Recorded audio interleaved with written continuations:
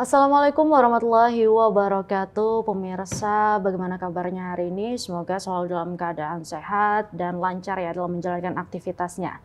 Senang sekali saya Nova Arianti dapat kembali menjumpai Anda di program Ruang Sehat, ruang seputar informasi kesehatan. Pemirsa, di episode kali ini kita membahas mengenal flu Singapura. Nah, dinamakan flu Singapura bukan karena flu berasal dari Singapura, melainkan karena lonjakan kasus dan kematian akibat penyakit ini di Singapura. Flu Singapura dalam bahasa Indonesia juga dikenal dengan istilah penyakit tangan, kaki, dan mulut atau PTKM. Nah, hampir mirip dengan beberapa penyakit lainnya. Selain demam, flu Singapura juga ditandai dengan bintik atau ruam pada kulit.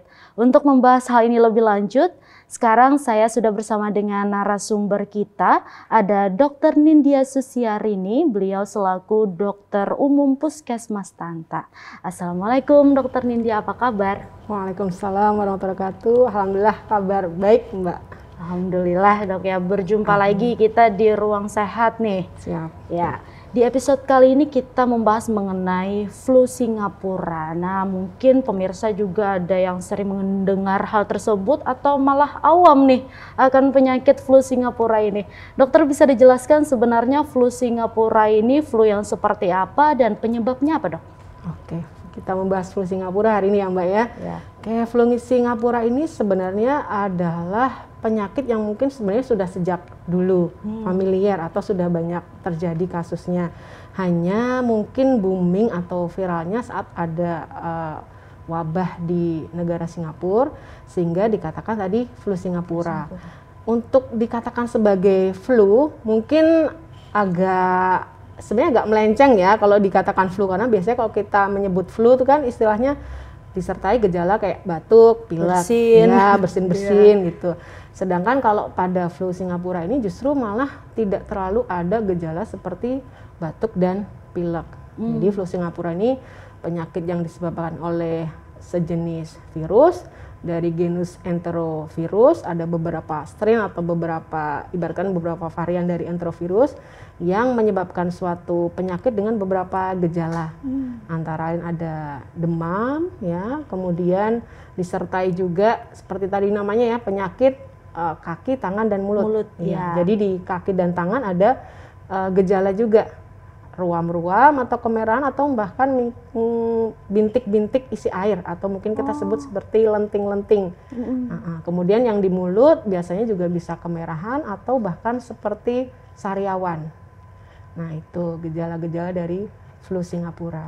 Baik Dok, tadi kan sudah dijelaskan bahwa melalui virus ya. Lalu bagaimana cara penularannya sendiri, Dok? Penularan flu Singapura ini Singapura, ya, Mbak ya? Oke, penularan flu Singapura ini bisa melalui sekret atau cairan tubuh dari si pasien.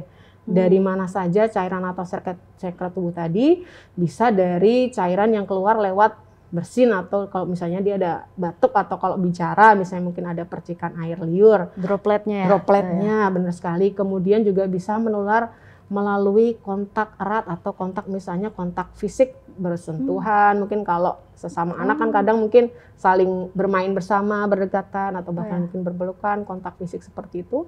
Atau bisa juga melalui perantaraan misalnya barang. Jadi misalnya barang tadi habis dimainkan oleh anak yang sedang menderita flu Singapura, kemudian ada anak lain juga yang memegang penggunaan barang-barang secara bersama-sama, apalagi misalnya barang itu mungkin misalnya sifatnya yang alat makan. Nah, itu lebih sangat memungkinkan sekali karena di situ kan ada cairan atau sekret tubuh tadi.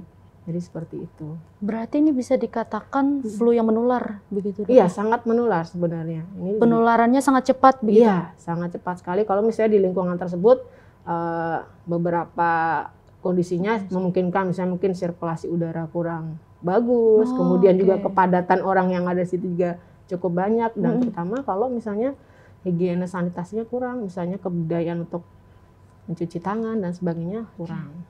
Oke, lalu bagaimana tahapan gejala yang dialami pasien apabila mengalami flu Singapura ini, Dok? Oke, gejala-gejala mulai awalnya ya, Mbak ya. Iya. Dari seseorang terinfeksi virus tadi biasanya mengalami masa inkubasi atau masa di mana virus mulai masuk kemudian menimbulkan gejala itu sekitar antara mungkin 3 sampai 6 atau 7 hari.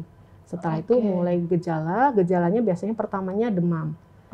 Demam dulu. Demamnya biasanya tidak yang tinggi banget gitu. Karena demam ini sebenarnya kita paling penting kita ketahui pola demamnya. Karena hampir semua penyakit pada anak kan rata-rata gejalanya demam. Nah, cuma demam-demam ini ada tipe-tipe khusus. Kalau demam di flu Singapura ini dia tidak yang demam yang tinggi. Biasanya kalau orang ini menyambat apa ya, sumer-sumer, tidak yang, atau orang sini menyambat radar-radar. Tidak terlalu tinggi. Ada yang tinggi benar Bu Ai demamnya, nah kayak itu. Kemudian setelah demam 1 atau 2 hari kemudian mulai radang tenggorokan atau mungkin ada bercak-bercak kemerahan di mulutnya seperti itu. Ya, itu mulai anaknya rasa nggak nyaman, akhirnya makan juga pasti terganggu. Akhirnya mungkin anaknya kelihatan lemes, nggak mau makan, nggak mau minum. Kemudian setelah itu beberapa hari kemudian, mungkin 1-2 hari timbul mulailah di tadi kaki, tangan.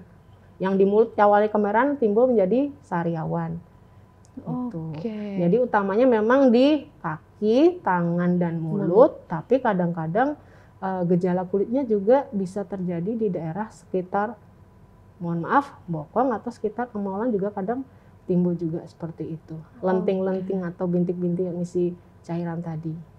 Nah gejalanya kan bintik-bintik gitu dok ya. Lalu apa yang membedakan flu Singapura dengan cacar air atau demam berdarah dok yang memiliki gejala yang serupa juga? Mirip-mirip ya? Iya mirip-mirip. Kalau pertamanya dari kita demamnya dulu lah ya. Kalau demam tadi yang membedakannya, kalau flu Singapura tuh demamnya tadi ladar-ladar, ada tapi tinggi. Tidak terlalu tinggi suhunya begitu. Kalau demam pada demam berdarah itu demamnya tinggi. Dan biasanya terus-menerus berkepanjangan pagi siang malam gitu. Panas terus, kecuali mungkin saat diminum obat turun nanti naik lagi gitu. Kemudian kalau misalnya dari lenting-lenting atau dari bintik-bintik isi cairannya tadi ya, kalau pada flu Singapura sudah seperti disampaikan tadi di tangan, kaki, dan mungkin sariawan di mulut. Kalau bedanya pada cacar air, selain bentuknya mungkin yang memang berbeda, tapi mungkin kalau masyarakat umum mungkin agak kesulitan ya membedakan karena sama-sama isi cairan. Tapi kalau mungkin yang sudah familiar, tahu ini bintik isi cairan yang karena cacar atau karena flu Singapura. Karena memang kalau lebih teliti bisa dibedakan, tapi dari penyebarannya memang berbeda polanya Mbak. Kalau flu Singapura ya tadi memang munculnya terutama di tangan, kaki, mulut. Anggota tubuh yang lain ya cuma mungkin sekitar tungkai atau lengan, tapi di badan biasanya tidak ada. Kalau cacar air biasanya penyebarannya itu justru dari badan dulu, artinya dari dada, perut, punggung, baru setelah itu menyebar ke tangan dan kaki. Nah bedanya itu, jadi kita harus mendiagnosa itu biasanya kan kita nanya-nanya dulu ke pasien atau anamnesa. Dari situ biasanya kita sudah bisa membedakan ini kira-kira dari mana dulu timbulnya ibu sudah berapa hari ini, gejalanya pertamanya seperti apa gitu. Kemudian juga biasanya kalau cacar bintik-bintik tadi ada rasa gatal. Gatal. Sedangkan kalau flu Singapura biasanya nggak gatal, tapi lebih cenderung mungkin kayak perih atau nggak nyaman anak-anak ini. Berarti selain lihat dari demam, suhu tubuh tadi juga kita harus melihat titik lokasi penyebaran si virus ini begitu dok ya? Iya bener banget. Biasanya kalau cacar air tuh pada waktu kita lihat itu beberapa penampakan kita bisa melihat, artinya ada yang masih bercak-bercak merah, ada yang sudah bintik isi air, ada sebagian malah sudah pecah, ada yang sudah mungkin mulai mengering. Kalau pada cacar air seperti itu, karena dia memang muncul gejalanya kayak bergelombang, tidak sekaligus. Nah beda kalau di flu Singapura biasanya kalau di tangan kaki muncul ya muncul pada saat yang sama. Bersamaan begitu dok ya. Lalu apakah lenting-lenting akibat flu Singapura ini dapat mudah menyebar pada bagian tubuh lain apabila si lenting-lenting ini pecah dok? Jadi memang penularan tadi kan salah satunya melalui sekret yang dari lenting tadi ya. Tapi dia bukannya mudah menyebar ke anggota tubuh yang lain ya. Jadi memang sudah ada di tubuh virusnya, kemudian ya muncul aja. Mungkin maksudnya lebih mudah menyebar ke orang lain. Nah, gitu. Kok lenting-lenting tadi pecah, misalnya kontak erat, berpelukan, main bersama, mungkin akhirnya dari situlah menularnya ke orang lain. Berarti penyebarannya tidak di bagian tubuh lain, namun ke orang lain. Ke orang lain. Dari situ yang lenteng-lenteng tadi sebagai salah satu sumber penularan, di samping tadi sekret dari bersin, dari air liur. Kemudian mungkin yang belum disebutkan tadi, ternyata juga virus ini ditemukan juga di tinja, Mbak. Oh, di tinja pasien. Dan bahkan ada beberapa penelitian menyatakan di tinja pasien ini virus ditemukan beberapa minggu setelah pasien ini sudah bergejala. Nah, itulah pentingnya kenapa memang setelah kita membersihkan kotoran atau maksudnya mungkin buang air besar, membersihkan anak, menceboki atau mengganti diapers, kita harus cuci tangan. Iya, karena kalau mungkin kita tidak cuci tangan kita tanpa sadar kita terkontaminasi virus, kemudian kita pegang barang-barang yang dipakai anak yang lain, disitulah juga potensi penularannya. Ya, basicnya pentingnya perilaku hidup bersih dan sehat begitu, Dok. Benar banget. Ya.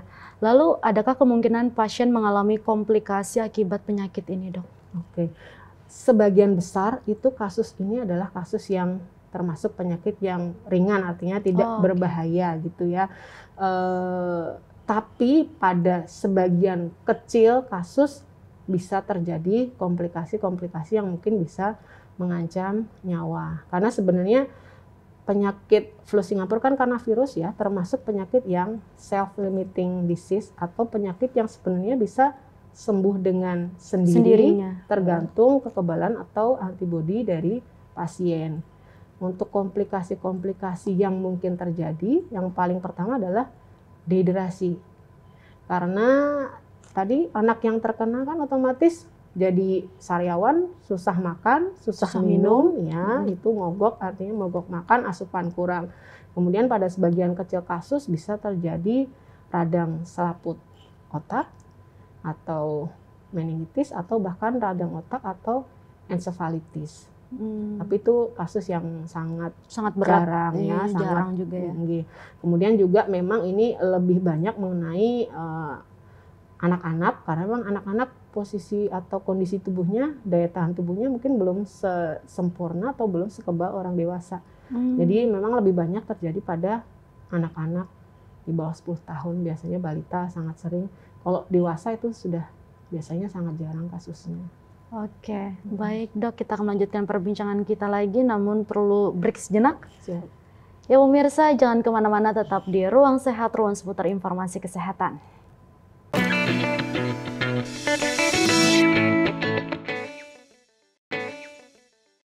Ya pemirsa, Anda masih di program Ruang Sehat, ruang seputar informasi kesehatan, masih bersama dengan narasumber kita, ada Dr. Nindya. Nah, Dok, melanjutkan perbincangan kita mengenai flu Singapura. Ini bagaimana penanganan saat pandemi, Dok? Obat apa yang paling aman diberikan sebagai penanganan pertama di rumah tanpa harus ke fasilitas kesehatan? Oke, pertolongan pertama atau penanganan pertama ini. Sebenarnya secara umum sama, kurang lebih pada kasus-kasus demam pada anak. Yang pasti pastikan kebutuhan nutrisi anak dan kebutuhan cairan anak terpenuhi. Itu yang paling penting dulu, karena kalau anak nih kurang makan, kurang minum, ya pasti kondisinya akan cepat menurun. Minum terutama penting untuk membantu menurunkan demam, karena saat demam suhu tubuh kita tinggi, otomatis cairan tubuh menguap lebih banyak, otomatis kebutuhan cairan juga lebih banyak lagi. Pertama itu. Kemudian juga bisa diberikan obat-obatan yang sifatnya pertolongan pertama. Obat-obatnya contohnya penurun panas, ya paracetamol paling aman ya dibanding mungkin jenis ibuprofen. Untuk merek bebas aja ya Mbak ya, tapi pastikan pemberian paracetamol itu sesuai dengan berat badan anak. Ya, artinya tidak serta-merta langsung diberikan begitu, Dok? Maksudnya sesuai dengan berat badan anak itu kadang-kadang kan kita lihat di label berdasarkan umur. Ya, sedangkan kadang ada anak yang beratnya melebihi rata-rata umur, ada yang mungkin kurang. Jadi kita berdasarkan patokan berat badan 10 sampai 15 mg paracetamol per kilogram berat badan anak. Nah, itu jadi nanti bisa diminumkan terlebih dahulu paracetamol, kemudian juga pastikan pemberian obatnya tepat dosis. Jangan sampai memberikan dengan takaran sendok teh, sendok makan. Nah, rata-rata gitu. Jadi banyak yang periksa misalnya, sudah dikasih obat Bu? Sudah. Dikasih obatnya apa Bu? Paracetamol lah. Oh, berarti benar kan? Berapa Bu pemberiannya? Sedikit aja Bu. Soalnya nanti kebanyakan ulun takut berapa? 1/4 sendok teh, padahal anaknya sudah besar. Nah, jadi pastikan pemberian obat, terutama penurun panas itu sesuai dengan dosis berdasarkan berat badan. Jadi pertolongan pertama yang perlu dilakukan tadi, pastikan kebutuhan nutrisi maupun cairan, kemudian bila perlu diperlukan penurun demam. Lain-lain sifatnya hanya tambahan kayak misalnya suplemen atau vitamin, karena mungkin anak-anak pada saat sakit, apalagi ini kan susah makan ya, mungkin kebutuhan nutrisinya kurang gitu. Sebenarnya kalau untuk flu Singapura tidak ada kayak obat khusus yang harus diberikan, karena dia tadi sifatnya self-limiting disease. Yang penting kita pastikan si anak kondisinya bagus, artinya tidak kurang cairan, tidak kurang nutrisi tadi. Itu yang harus kita pastikan. Kalau misalnya kondisi anaknya sudah mulai lemes, kemudian kok demam seharusnya tadi kan ada radar, ternyata kok tinggi di atas 39, misalnya nggak mau turun-turun. Nah itu mau kondisi pandemi atau nggak pandemi ya tetap harus dibawa ke fasilitas pelayanan kesehatan. Dan karena mungkin sebagai masyarakat umum, mungkin misalnya ada kesulitan membedakan ini jenis apa, apakah lenting tadi demam berdarah kah, atau misalnya cacar air kah. Kalau memang bingung atau belum paham, silahkan tetap ke Pasienkes. Gitu. Supaya penanganannya juga tidak salah begitu. Benar banget, karena takutnya dikira berarti ini penyakit ringan aja, kemudian tidak dibawa, ya jangan sampai juga menyepelekan. Kita tetap harus waspada. Oke. Lalu penyakit ini kan umumnya membaik sendiri dalam 7-10 hari. Nah, tapi kapan kita harus khawatir nih Dok, bahwa kondisi pasien flu Singapura ini sedang tidak baik-baik saja begitu?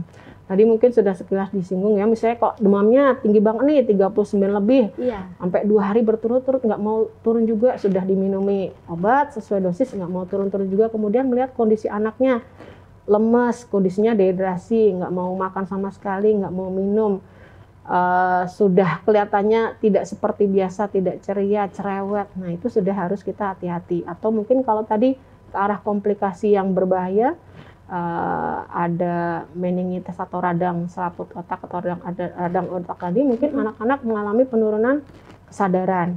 Atau misalnya lehernya menjadi ada kekakuan. Nah itu berarti harus segera diperiksakan ke fasilitas pelayanan kesehatan. Oke, melihat juga kondisi-kondisinya gitu Dok ya. Oke. Lalu misalkan sudah terkena flu Singapura nih Dok, apakah mungkin dapat tertular kembali begitu? Karena kan mungkin ada yang beranggapan sekali kena nggak bisa lagi kena begitu. Gimana Dok? Ya, mungkin itu salah satu perbedaan dengan cacar air atau varicella ya. Kalau cacar air kan disebabkan oleh virus varicella zoster, ya memang satu jenis virus tadi. Makanya mungkin ada anggapan bahwa sekali kena cacar air tidak terkena kembali. Hanya mungkin seandainya virus itu mengalami reaktivasi atau hidup kembali, dia bentuknya menjadi herpes zoster, tapi tidak dalam bentuk cacar air lagi. Gitu. Sedangkan bedanya dengan flu Singapura, yang menyebabkan tadi kan enterovirus genusnya, tapi strain atau variannya beda-beda. Coxsackie virusnya ada A16, A6, atau mungkin ada beberapa jenis yang lain. Sehingga kalau pertama mungkin kena yang jenis A misalnya, dia udah kena, dia tidak mempunyai kekebalan tubuh terhadap jenis B. Kalau ke depan terkena Coxsackie virus yang jenis yang lain, masih bisa muncul kembali flu Singapurnya. Secara penampakan mungkin kurang lebih sama, tapi virus yang menyebabkan beda. Kurang lebih kayak COVID. Ya kan ada varian Delta lah, Omicron lah. Nah kan kayak itu, ada yang udah pernah kena lagi karena jenis virusnya, strainnya beda-beda. Oke, tidak menutup kemungkinan ternyata Dok ya bisa terkena lagi. Nah, lalu apa yang dilakukan Puskesmas dalam hal pengendalian penyakit flu Singapura Dok? Pengendalian virus flu Singapura ya. Sebenarnya kalau di Puskesmas semua penyakit pasti kami perhatikan, apalagi penyakit-penyakit yang berpotensi menjadi suatu penularan luas atau menjadi wabah. Yang pasti setiap pasien yang datang, selain kami berikan obat, pasti kami edukasi bagaimana penanganan di rumah, bagaimana pencegahannya terhadap penularan kepada anggota keluarga yang lain atau kepada teman-temannya yang lain. Kemudian juga dalam pencatatan, kami selalu melakukan pencatatan setiap kasus. Ada yang namanya laporan mingguan yang dilakukan oleh tim surveillance. Jadi dia akan mencatat periode-periode, misalnya di minggu pertama bulan Februari ada sekian kasus, atau misalnya tidak pernah muncul kasus, tahu-tahu di bulan Februari minggu kedua muncul 10 kasus. Kita bisa melihat trennya. Dengan melihat tren itu kita bisa menentukan langkah selanjutnya. Apakah kita ada penanganan khusus, misalnya mungkin harus surveillance ke rumah, kemudian investigasi kasus, atau hanya kasuistik satu kasus itu aja yang kita tangani. Oke, lalu bagaimana pencegahan yang tepat bisa dilakukan? Pencegahannya sebenarnya sangat simpel ya, cukup dengan PHBS, kurang lebih sama dengan kasus-kasus penyakit yang lain. Pola hidup bersih dan sehat, artinya mencegah penularan dengan percikan. Tadi kan kita pakai masker, atau kalau batuk, atau kalau misalnya bersin, kita membiasakan atau membudayakan etika bersin yang baik, tidak dengan menutup dengan tangan, tetapi dengan menggunakan bagian siku dalam, atau menggunakan tisu yang kita bisa buang ke tempat yang tepat. Kemudian juga kebiasaan cuci tangan. Nah, itu kan juga sekarang digencarkan ya, cuci tangan, pakai hand sanitizer, itu secara tidak langsung juga pencegahan terhadap flu Singapura juga secara tidak kita sadari. Kemudian juga hindari penggunaan barang-barang secara bersamaan. Ya, misalnya alat-alat pribadi seperti handuk lah, atau mungkin alat makan lah gitu. Kemudian yang pasti ya, kalau misalnya sudah kita ketahui ada salah satu pasien yang sudah kita identifikasi terkena flu Singapura, kita isolasi. Atau kita artinya kita isolasi itu kita pisahkan dari anggota keluarga yang lain untuk mencegah penularan. Kalau misalnya usia sekolah atau misalnya usia anak kecil, misalnya balita di daycare, ya otomatis tidak dimasukkan dulu ke sekolah atau tidak dititipkan terlebih dahulu. Nah, seperti itu. Ternyata pencegahannya hampir sama kayak virus COVID-19 juga. Iya, hindari berkerumun, ya, kurang lebih seperti itu. Jadi sebenarnya kalau kita menerapkan budaya hidup bersih dan sehat pada saat pandemi ini, beberapa penyakit sebenarnya secara tidak langsung bisa tercegah. Kan kita menghindari kerumunan, pakai masker, sering cuci tangan, seperti itu. Yang pasti kalau kita sudah tahu anak kita sakit, jangan dibawa main keluar. Kemudian pastikan anak kita kondisi nutrisinya bagus. Nah, kadang-kadang kan kalau udah mogok makan bingung diapain gitu ya. Kalau mogok makan tuh Mbak, sebenarnya salah satu trik-triknya tuh anak-anak bisa diberikan makanan dalam bentuk yang dingin. Kan kadang-kadang masih, wah jangan dok, kayak masih sakit kenapa malah dikasih misalnya air dingin atau es krim gitu. Kalau anak yang terkena flu Singapura kan sariawan atau sakit tenggorokan ya, pemberian makanan atau minuman dalam bentuk dingin itu bisa meringankan rasa nyeri. Jadi untuk mencukupi kebutuhan nutrisi juga salah satunya alternatifnya misalnya berikan es krim. Anak-anak pasti seneng nih es krim ya. Kemudian misalnya kalau susunya didinginkan atau masukin dulu ke kulkas, atau jus buah yang dingin. Nah, supaya itu mencegah jangan sampai terjadi komplikasi, salah satunya tadi dehidrasi. Gitu. Malah dianjurkan untuk makan makanan yang dingin. Dan juga tentunya bisa menarik minat anak ini untuk makan. Ya, soalnya kalau kita sariawan minum yang hangat pasti tambah perih. Begitu juga kan anak-anak. Jadi kayak gitu. Baik dok, kita break sejenak dok ya.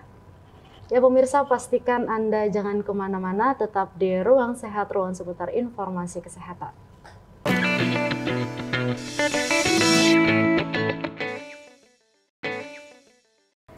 Ya pemirsa, Anda masih di program Ruang Sehat, ruang seputar informasi kesehatan. Nah, Dokter Nindya, di segmen terakhir ini kita membahas mengenai mitos atau fakta yang beredar di masyarakat mengenai flu Singapura, begitu dok ya? Ya, mitos atau fakta yang pertama. Flu Singapura dapat menular melalui binatang. Ini gimana dok, mitos atau fakta? Mitos Mbak. Mitos ya. Karena tadi sudah kita singgung bahwa Flu Singapura menular melalui percikan atau droplet, melalui cairan sekret dari tadi saluran pernapasan, kemudian dari lenting-lenting tadi, kemudian juga kontak fisik atau kontak erat tadi, kemudian juga melalui perantaraan barang-barang yang dipakai bersama. Jadi tidak bisa menular melalui perantaraan binatang. Oke. Next, mitos atau fakta yang kedua. Flu Singapura dapat menular melalui hembusan angin. Ini gimana, Dok? Oke. Mitos ya Mbak ya, kalau melalui udara iya, artinya kita dalam satu ruangan tertentu bisa, atau apalagi berdekatan posisinya. Tapi kalau hembusan angin itu kan seperti jarak jauh sampai beberapa luas banget gitu, iya. Jadi kalau melalui hembusan angin mitos, tapi kalau melalui udara fakta. Oke, baik. Selanjutnya, mitos atau fakta. Kondisi masyarakat yang padat membuat resiko penularan flu Singapura meningkat. Nah, gimana, Dok? Benar sekali, mitos. Fakta. Ulangi. Okay. Mau ngomong fakta jadi mitos, ulangi. Oke, baik. Mitos atau fakta selanjutnya. Kondisi masyarakat yang padat membuat resiko penularan flu Singapura meningkat. Ini gimana, Dok? Oke, ini fakta yang sangat benar sekali ya Mbak ya. Pada kondisi masyarakat yang padat, biasanya sirkulasi, ventilasi juga kurang bagus. Kemudian pada suatu populasi yang di situ-situ saja atau berkumpul dalam satu ruangan khusus, misalnya di sekolahan, di penitipan anak atau daycare, itu penularan sangat lebih mudah terjadi. Oke, fakta. Nah, mitos atau fakta selanjutnya. Anak-anak rentan terserang flu Singapura. Gimana, Dok? Fakta. Fakta. Oke, karena anak-anak ini daya tahan tubuhnya masih belum sekuat atau belum sempurna. Sehingga anak-anak sangat rentan terkena flu Singapura jauh dibanding dengan orang dewasa. Oke, kalau untuk orang dewasa apakah rentan juga, Dok? Untuk orang dewasa kasus flu Singapura ini sangat kecil sekali terjadi. Karena ketahanan daya tahan tubuh pada orang dewasa sudah sangat bagus. Oke, baik. Selanjutnya, mitos atau fakta. Pasien flu Singapura tidak boleh mandi. Nah, ini gimana, Dok? Oke, mitos. Mitos ya. Oke. Pada penderita sakit seperti flu Singapura, kemudian mungkin cacar air, itu tetap harus mandi ya. Karena mandi pertama bisa membantu menurunkan demam. Kalau misalnya memang anaknya ada demam yang tidak terlalu tinggi, mandi bisa membuat anak menjadi lebih nyaman karena kan segar. Tapi kalau misalnya memang anaknya di demam tinggi, bisa dengan hanya dielap. Tapi dalam 1 hari itu tetap harus anak dibersihkan atau dimandikan. Kalau misalnya tidak dimandikan, penyembuhannya 6 hari, 7 hari, bagaimana bisa dibayangkan? Mungkin tidak hanya sakit flu Singapura, bisa sakit panu atau sakit jamur malah yang lain. Tambah gatal iya, tubuhnya, benar sekali, Dok, ya? benar. Oke, selanjutnya mitos atau fakta. Parutan jagung dapat membuat bentol-bentol flu Singapura atau cacar air lebih cepat sembuh dan tidak berbekas. Ini gimana, Dok? Oke, ini memang menjadi kepercayaan di masyarakat ya Mbak ya.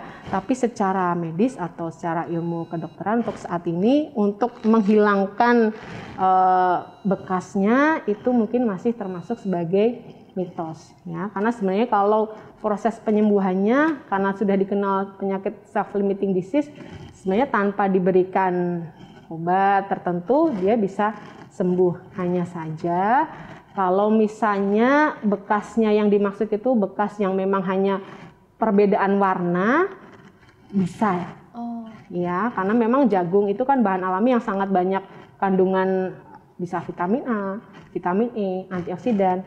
Memang bagus dijadikan misalnya untuk masker, menjaga kesehatan kulit atau mungkin mencerahkan. Tapi kalau misalnya bentol-bentolnya atau bekas cacar airnya masih basah, kemudian malah dikasih, atau kalau orang sini ditapali berbagai macam macam-macam ya, bisa mungkin jagung ini, resikonya malah bisa terjadi infeksi.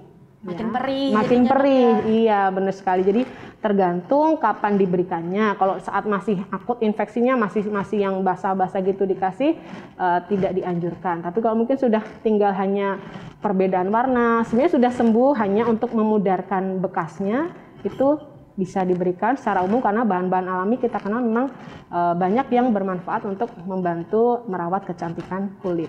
seperti itu, Mbak. Oke, baik. Nah, itu tadi ya pemirsa penjelasannya mengenai flu Singapura. Mungkin terakhir Dokter Nindya ada imbauan kepada masyarakat yang bisa disampaikan terkait penyakit flu Singapura ini, silahkan.